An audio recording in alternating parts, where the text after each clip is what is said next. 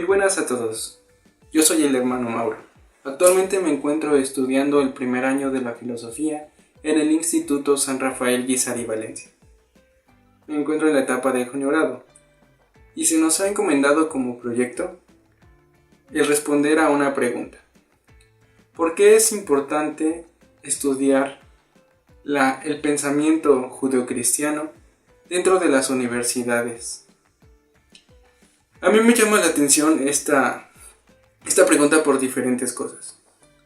Primero porque debemos entender que para Occidente es sumamente fundamental esta cuestión de la cultura cristiana. No solo judeocristiana, cristiana como tal. Voy a poner un ejemplo. La mayoría de todos nosotros tenemos nombres que vienen del cristianismo. En mi caso, que tengo dos. Uno es Mauro y otro es Juan Pablo. Mauro me viene dado por una tradición monástica, que ciertamente viene del cristianismo. En cambio, Juan Pablo, ambos son de dos apóstoles, y es el nombre de un papa. Fue la razón por la que me pusieron ese nombre. Pongo este primer ejemplo para que alcancemos a dimensionar cuál es la importancia del cristianismo en la actualidad.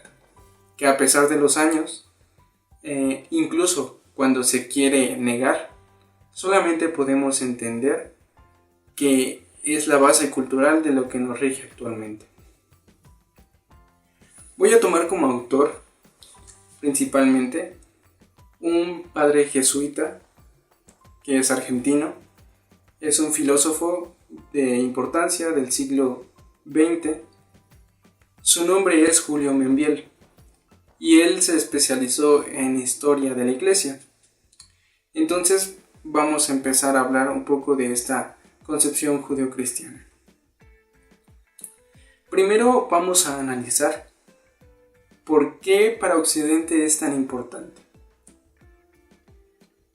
Me encuentro actualmente en una etapa llamada votos temporales dentro de la Orden de San Benito. Es una orden de una antiquísima tradición. Esta orden mantuvo gran parte de esta tradición grecorromana y la transmitió a Europa. Para Occidente es sumamente importante el cristianismo. Incluso actualmente, cuando se niega, en muchas ocasiones, por grupos intelectuales incluso, podemos entender que simplemente el hecho de negar el cristianismo o el pensamiento judeocristiano es una traición contra sí mismo, porque es nuestra propia cultura. Si nosotros la negamos, después ya no podremos recuperarla nuevamente. Me llamó mucho la atención esta pregunta que se nos colocaba como un proyecto. Y estuve buscando, tratando de encontrar algún autor. En primer lugar está ese, el padre Julio Membiel, jesuita argentino. En segundo lugar, este otro autor que sigue vivo es el doctor Javier Olivera Rabasi. También es un sacerdote que actualmente es catedrático de una de las universidades más importantes de Argentina, y él escribió varios libros también sobre historia de la iglesia. Dentro de esos libros de gran importancia hay uno con el que obtuvo su doctorado, que habla sobre el cristianismo aquí en América, especialmente en México, una nación en la que nos encontramos, y cómo se fue desarrollando. Voy a poner otro ejemplo. Las grandes ciencias, incluso las artes, también se fueron desarrollando gracias al cristianismo. A veces nos cuesta un poco aceptar eso cuando se tiene un pensamiento arraigado, completamente anticlerical, por algunas ideologías que hemos adoptado. Pero bueno, vamos a lo que es concreto. ¿En qué momento, por así decirlo, porque muchas veces se cree, así como lo voy a decir, se impuso el pensamiento cristiano al mundo de Occidente. Tengo que decir que el padre Julio Membiel empieza a desarrollar esto de forma muy tajante. Inicia en el momento histórico en el que fue más importante dentro de la historia de la Iglesia como una influencia política, que fue la Edad Media. Pero antes de eso, también tenemos que pensar quién fue Cristo, quién fue Jesús. En primer lugar, nosotros los que abrazamos esta fe, pues creemos que es Dios. Pero quitando esa parte de la humanidad, quitando esa parte de la divinidad, nos quedamos con la humanidad y tratamos de pensar quién fue este personaje que hizo un parteaguas en la historia. Existen otros grandes protagonistas dentro de las otras religiones, como Buda, como Mahoma, por ejemplo, ¿no? Pero, ¿por qué ellos no lograron hacer un parteaguas dentro de su historia? ¿Por qué no se ha logrado, a pesar de que son religiones que se están extendiendo? Incluso tal vez parece que el Islam actualmente está creciendo más que el cristianismo. ¿Por qué no hicieron un parteaguas en esta historia? Es muy importante revisar esto. Pensar a Cristo también como un filósofo. Una de las grandes aportaciones del cristianismo o del pensamiento judeocristiano hacia la actualidad, hacia la filosofía actual, es la aportación del amor, el concepto del amor como la tenía Cristo. Y también porque antes de Cristo, durante el Antiguo Testamento, existía un gran rigorismo por la ley. Hemos entendido que esta ley era lo que hacía mantener seguros a todos los judíos. ¿Por qué? Porque dentro de su historia habían sido salvados como ningún otro pueblo. Y habían hecho una alianza con Dios. Dios había hecho una alianza con ellos, pero fueron en muchas ocasiones infieles, ¿no? Ya para el momento en que Cristo está, los mismos judíos empiezan a temer apartarse de la ley. ¿Por qué? Porque esa ley también significaba para ellos una fidelidad a Dios, un pasado al que ellos no querían regresar. Es muy importante que pensemos en esto. ¿Por qué? Porque a partir de la ruptura de este legalismo, Jesús empieza a demostrar su pensamiento acerca del amor. Hay varias ocasiones en las que Jesús expresa el amor. Una de ellas, por ejemplo, se me viene a la mente cuando se encuentra con la prostituta y Jesús la libera de los que le están atacando. La presenta como limpia ante los demás y le dice: no vuelvas a pecar. En otros casos, por ejemplo, como en la última cena, Jesús se pone el delantal de servidor y empieza a servir como maestro. Deja su enseñanza de que el que quiera ser mayor entre todos, se haga el servidor de todos. En algunas traducciones traduce como el esclavo. El esclavo. Este pensamiento es único, porque muy pocos filósofos han tratado de compartir este pensamiento o este concepto que se tiene sobre el amor. Ahí vamos a comenzar. Ahí está Jesús. Es esa persona tan fundamental que pudo hacer un parteaguas en la historia. El siguiente personaje que tenemos es Aristóteles y Platón, que fueron dos grandes filósofos griegos que son también una gran base a lo que hoy entendemos como pensamiento judio-cristiano. ¿Por qué?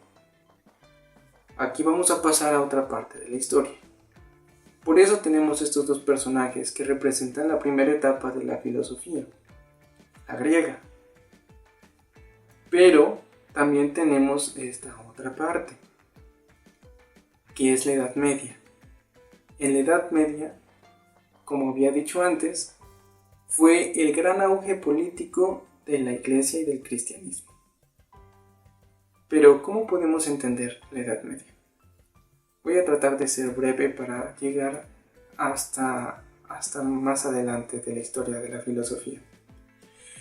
La Edad Media era un momento que estuvo dividido entre el feudalismo y la monarquía. El feudalismo eran personas que repartían sus tierras, ¿no? Era una base económica a través de cultivos. Y había un señor feudal. La iglesia tuvo que adoptar una maternidad con los políticos de la Edad Media y consagrar los reyes. Así había una autoridad mayor en el Papa que en los reyes, y podía decidir sobre todas las decisiones de los reyes y de la nobleza, por supuesto. Todos los reyes estaban obligados a cumplir con sus deberes de cristianos.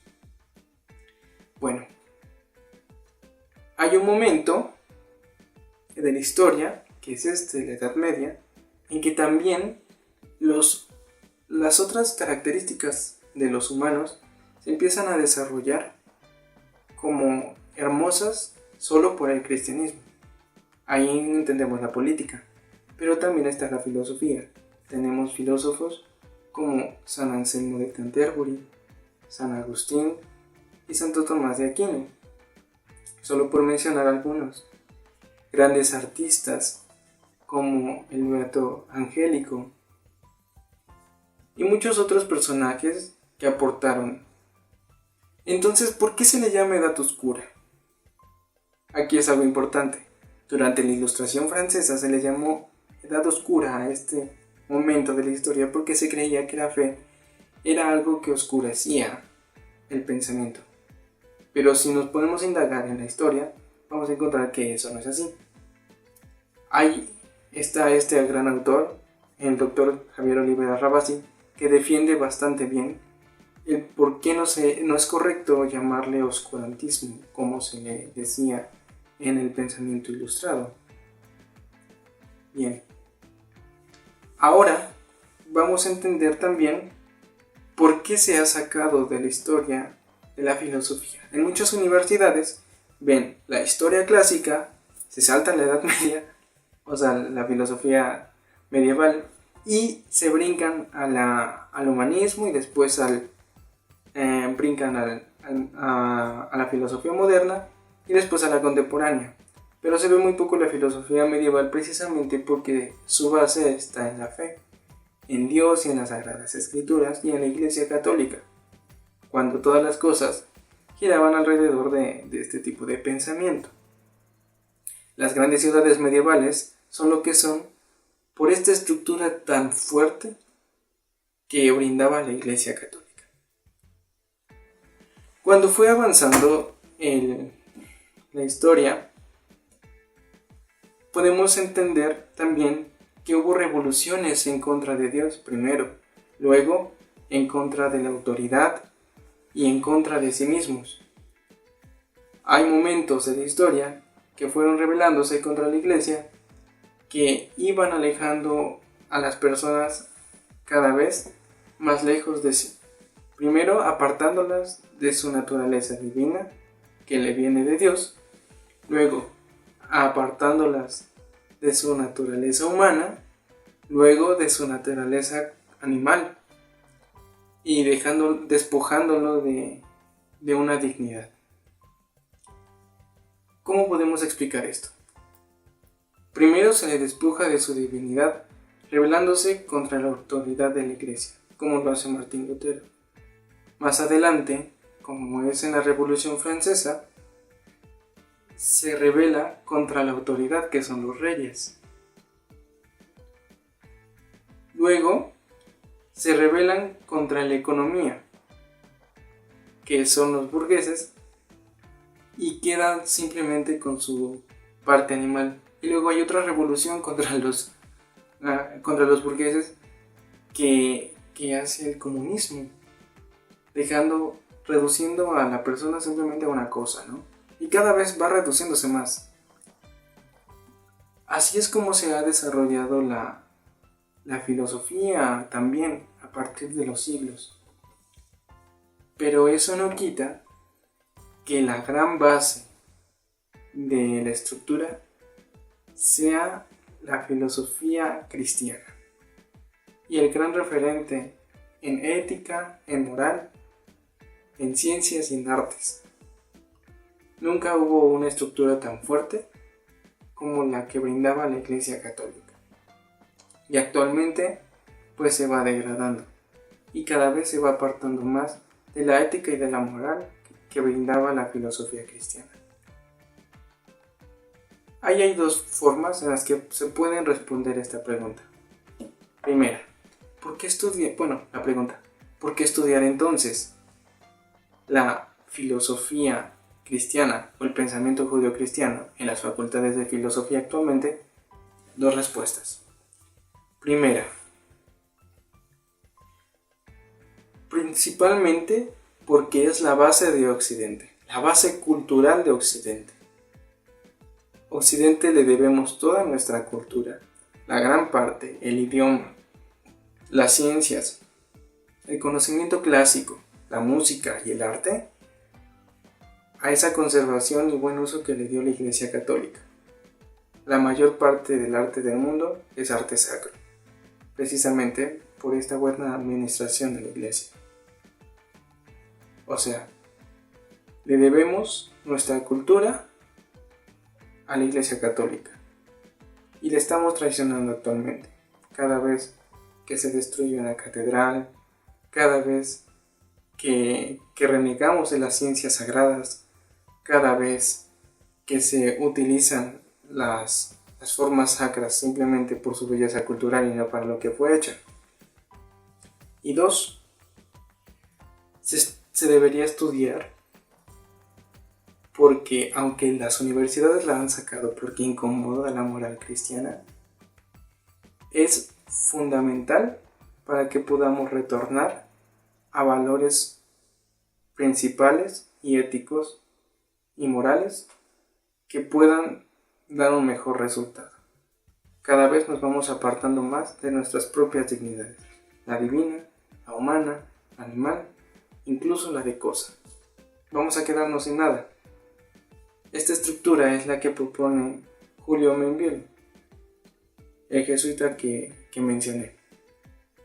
Es un pensamiento que me gustaría compartir y ojalá les sea de mucha ayuda.